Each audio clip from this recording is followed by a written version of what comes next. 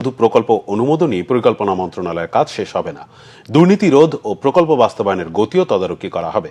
অনেক প্রকল্পের পরিচালক পালিয়ে গেছে উল্লেখ করে পরিকল্পনা উপদেষ্টা বলেন, এজন্য এডিপি বাস্তবায়নের হার অনেক কম। তবে নতুন করে প্রকল্প পরিচালক দিয়ে কাজে গতি আনার চেষ্টা করা হচ্ছে। রাজনৈতিক সরকার না থাকা ও সুদের হার বেড়ে যাওয়ায় অর্থনৈতিক কর্মকাণ্ডে কিছুটা স্থবিরতা রয়েছে বলেও জানান ওয়াহিদুদ্দিন মাহমুদ। এ কারণে প্রকল্প অনুমোদনের ক্ষেত্রে আগে দুর্নীতি ও রাজনৈতিক বিবেচনার বিষয়গুলো প্রাধান্য দেওয়া হলেও এখন থেকে প্রকল্প অনুমোদন ও বাস্তবায়নে গতি বাড়ানোর সিদ্ধান্ত নেওয়া হয়েছে।